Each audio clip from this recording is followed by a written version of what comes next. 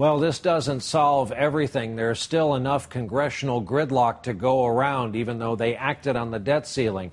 One thing that did not get resolved today, a stalemate over the Federal Aviation Administration budget, and partisan bickering on this one is costing real Americans tens of thousands of workers, costing them their paychecks. Our report tonight from NBC's Lisa Myers. In the last 10 days, 241 airport modernization projects around the country have been shut down, laying off 70,000 construction workers. Also sent home without paychecks 4,000 FAA employees. We feel like we're pawns in a political game. Dan Stefko, an FAA engineer in Pittsburgh, says the loss of pay hurts everyone. I'm concerned with whether or not I'm going to be able to pay my mortgage.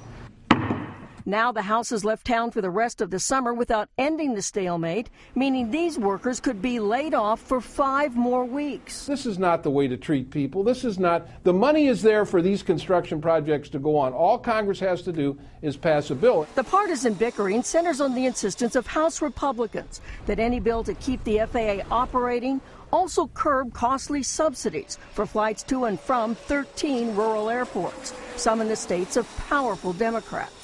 All we're trying to do is end these wasteful subsidies, some as high as $3,700 a ticket. Democrats accused Republicans of a stunning display of politics over people. Because they passed a bill and said to the United States Senate, either you take it our way or it'll be no runway and no highway and no way. Meanwhile, the federal government is losing $200 million a week in airline ticket taxes.